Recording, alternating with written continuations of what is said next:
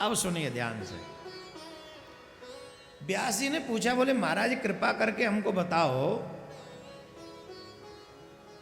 ये सनत कुमार जी ने पूछा नंदकेश्वर से, पहला शिवलिंग कैसे प्रकट हुआ, कृपा करके बताओ।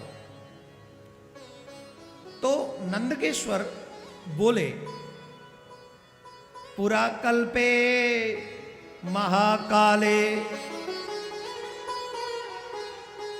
प्रपन्ने लोक विस्तृते अयोध्येताम महात्मानो विष्णु ब्रह्मा विष्णु परस्परम। एक पूर्व काल की घटना है, वो हम तुमको सुनाते हैं, ध्यान से सुनो सनत कुमार, ध्यान से सुनो। पूर्व काल की एक घटना है। एक समय की बात है, लोक विख्यात पूर्व कल्प के बहुत दिन व्यतीत हो जाने पर एक समय महात्मा ब्रह्मा भ्रमण करते करते करते करते क्षीर सागर में पहुंच गए। और जब क्षीर सागर में पहुंचे तो वहां भगवान अपने सेवकों से सेवित होकर, नारायण भगवान शेष शैया पर शयन कर रहे थे। नारायण भगवान शेष शैया पर शयन कर रहे थे। तो ब्रह्मा जी ने देखा कि हम आए हैं और ये शयन कर रहे हैं। लक्ष्मी जी इनके चरण दबा रही हैं, इन्होंने कोई राम राम श्याम श्याम नहीं किया, आओ भगत नहीं की हमारी। तो ब्रह्मा जी को क्रोध आ गया, ये कैसे व्यवहार है, ये व्यवहार ठीक नहीं इनका।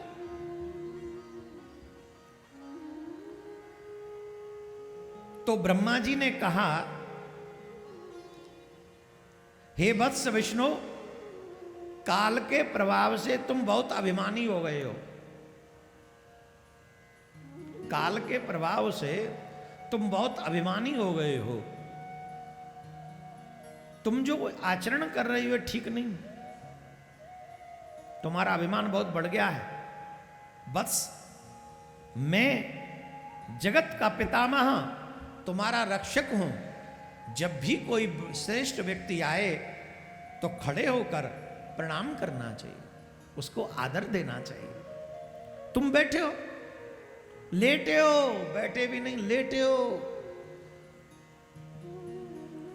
ये ठीक आचरण नहीं है तुम्हारा। जितने भी लोगों ने दीक्षा ले रखी है, ध्यान से सुन लीजिए, माताजी, पिताजी, गुरुजी, संत महात्मा भगत जी, या कोई ब्राह्मण देवता, अथवा तुम्हारे परिवार कोई आदरणीय व्यक्ति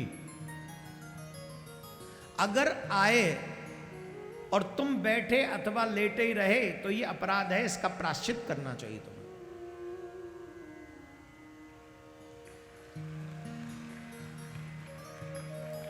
धीरे बाजारों में समझ रहा हूं तुम्हारे दर्द को, क्योंकि काफी लोग तो ये अब तो ये चाहते कि हम आए तो पप्पा पप्पा खड़े हो जाएं, हम आए तो मम्मा खड़ी हो जाएं। अब तो ये चाहते हैं लोग। और हमने तो कई बार ये दृश्य देखा है, महाराज क्षमा करे, गुरुजन भी आते हैं तो व्यक्ति खड़े नहीं होते, बल्कि हाथी और अजगर की तरह बैठे और पड़े ही रहते हैं, आलसी। ये ठीक नहीं है, ये व्यवहार ठीक नहीं। आपके माताजी, आपके पिताजी, आपके गुरुजी, आपके सम्माननीय पारिवारिक कोई भी व्यक्ति, जैसे कथा में आते हम कितने लोग खड़े हो जाते हैं, ये क्या है? ये व्यासी का सम्मान है, हमारा सम्मान नहीं है, इस शरीर का सम्मान नहीं है। जो व्यासी हमें कथा सुनाएंगे ये उनका सम्मान है। कई लोग खड़े भी नहीं होते, अब उनसे लड़ते थोड़ी हम, लेकिन आप पाप कर रहे हो ये करके, इसका प्रायश्चित करना चाहिए तुम्हें। ब्रह्मा जी कह रहे हैं, मैं जगत का रक्षक पितामह ब्रह्मा हूं, तुम्हें खड़े होकर मेरा सम्मान करना चाहिए, और तुम लेटे हुए हो, बड़े तुम्हारे नखरे हो गए। और इतना भी अभिमान नहीं होना चाहिए कि अपने बड़ों का आदर ही करना भूल जाओ। तो भगवान विष्णु ने कहा, हे वत्स, यह जगत मुझसे ही प्रकट हुआ है। मेरी नाभि से कमल और कमल में से तुम ही थे, मैं तुम्हारा पिता हूं, तुम मुझे पहचान नहीं रहे। तुम मुझे पहचानो, तुम मेरे पुत्र हो और तुम मुझे उल्टा पाठ पढ़ाते हो। कोई पिता अपने पुत्र को प्रणाम करता है क्या? मैं तुम्हारा पिता हूं, तुम्हारी रचना मेरे नाभि से हुई और तुम मुझसे कहते हो मैं प्रणाम करूं तुम्हें? ये ठीक नहीं। अच्छी बात सीखो। अब इसी बात पे विवाद बढ़ गया, इसी बात पे विवाद बढ़ गया कि तुम बड़े कि मैं बड़ा। ब्रह्मा जी की मति भ्रम हो गई। अच्छा एक बात बताओ, क्या ब्रह्मा जी नहीं जानते थे कि उनकी नाभि से कमल हुआ है और कमल में से ब्रह्मा में हुआ? जानते होंगे कि नहीं? लेकिन ये भगवान लीला करवाते किस लिए? क्योंकि हम सबको लिंग के रूप में उनको प्रकट होना था, हम सब पूजा कर सके इसके लिए। इसमें देवताओं का भ्रम मत समझना। ये तो स्वयं भगवान चाहते थे कि मैं प्रकट हो जाऊं। बोलो राधे राधे। ऐसे नहीं, जोर से। स्वयं भगवान चाहते थे। इसलिए ब्रह्मा जी ने कहा अपने सेवकों से, ये हैं ही कितने, 2-4 ही तो, पकड़ लो इनको, अब बाद युद्ध होगा, पकड़ो इनको, ये हमारा अपमान करते हैं। जट भगवान विष्णु ने कहा अच्छा बूढ़े, अरे ब्रह्मा जी तुम्हारी तो बुद्धि जो है उम्र के हिसाब से ज्यादा ही बढ़ गई, चलो युद्ध करने की इच्छा है। तो वो हंस पर सवार हो गए और नारायण गरुण पर सवार हो गए और दोनों युद्ध करने के लिए तैयार हो गए। अब तो देवता आकाश में आ गए, ले ये क्या कर रहे हैं, हम सबके रक्षक आपस में लड़ रहे हैं। युद्ध बड़ा भयानक मोड़ पे पहुंच गया। महाराज विष्णु के जब नारायण भगवान के जितने भी सेवक थे वो ब्रह्मा जी के सेवकों पर टूट पड़े। महाराज भयानक युद्ध होने लगा। शंकर भगवान कैलाश पर्वत पे बैठे बैठे मुस्कुरा रहे थे, ये देखो ये क्या हो रहा है। युद्ध प्रारंभ हो गया। बोलो राधे राधे। जोर से बोलना पड़ेगा, और जोर से। और वहां पर एक दृश्य उपस्थित हुआ। वो दृश्य क्या था? ब्रह्मा जी ने और नारायण भगवान ने युद्ध में तत्पर महाज्ञानी विष्णु ने अतिशय क्रोध के साथ दीर्घ निश्वास लेते हुए ब्रह्मा को लक्ष्य बनाकर महेश्वर अस्त्र का प्रयोग किया। महेश्वर अस्त्र का जब उन्होंने प्रयोग किया तो ब्रह्मा भी अतिशय शीघ्र क्रोध में आकर विष्णु के हृदय को लक्ष्य बनाकर ब्रह्मांड को कंपित करते हुए भयंकर पाशुपत अस्त्र का प्रयोग किया। और ये दृश्य जब उपस्थित हुआ तो देवता भागे शंकर भगवान के पास, बोले महाराज एक तरफ तो पशुपशास्त्र और दूसरी तरफ आपका जो स्वयं नारायण भगवान ने संभाल लिया है, वो अतिशय क्रोध में भर गए हैं। महेश्वर अस्त्र, अब तो ब्रह्मांड, जब ये दोनों अस्त्र आपस में टकराएंगे तो ब्रह्मांड जलकर भस्म हो जाएगा, कोई बचा नहीं सकेगा। हे शिव आप ही पधारो, आप ही पधारो। महादेव मुस्कुराए देवताओं को देखकर, क्यों आए हो? ब्रह्मा और विष्णु लड़ रहे हैं इसलिए आए हो? ये तो हम पहले से ही जानते हैं, ये तो हम पहले से ही जानते हैं कि ये लड़ रहे हैं, पर करें क्या, दोनों को बड़ा बनना है। पर चलो, क्योंकि हमारी बनाई हुई सृष्टि है, इस सृष्टि में कुछ गड़बड़ हो गया तो ठीक नहीं है। तो ये दोनों लड़ रहे थे। उसी समय भगवान ने, शिव ने एक बहुत ही सुंदर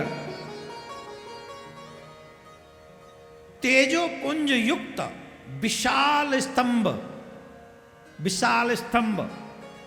चमकता हुआ स्तंभ, बड़ा ही विचित्र था। इतना लंबा चौड़ा था जिसकी कोई था नहीं थी।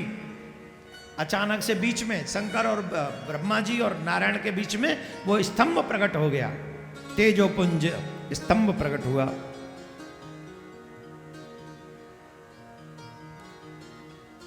अब वो दोनों आपस में सोचने लगे कि हम दोनों के बीच में ये क्या आ गया। अब इससे तो युद्ध ठीक से होगा भी नहीं, पर ये तो पता चले ये है क्या। ये तेजोपुंज जो स्तंभ है, भयानक तेज है इसमें। अब इतना तेज था महाराज इनमें कि वो जो दोनों अस्त्रों का तेज था वो उसी में समा गया। अब तो ब्रह्मा जी ने कहा एक काम करो, ये पता लगाओ ये है क्या। तो नारायण बोले एक काम करो, तुम ऊपर जाओ, हम नीचे जाते हैं। तो भगवान नारायण ने उस समय 12 रूप धारण किया। कौन सा रूप? जोर से बोलो, बोलिए 12 भगवान की जय। भगवान ने उस समय 12 रूप बना लिया और भगवान 12 बनकर उस स्तंभ की थाल लेने के लिए पाताल की तरफ गए और ब्रह्मा जी हंस बन गए। और ब्रह्मा जी हंस बनकर आकाश की ओर उड़ने लगे। ऊपर ऊपर उड़ते गए, उड़ते गए, उड़ते गए, ये पता लगाने के लिए कि इसका आदि कहां है। आदि का पता लगाने के लिए ब्रह्मा जी हंस बनकर उड़ रहे हैं, ऊपर उड़ते जा रहे हैं, वाह बहुत ऊंचा। अब ये उड़ते गए, उड़ते गए।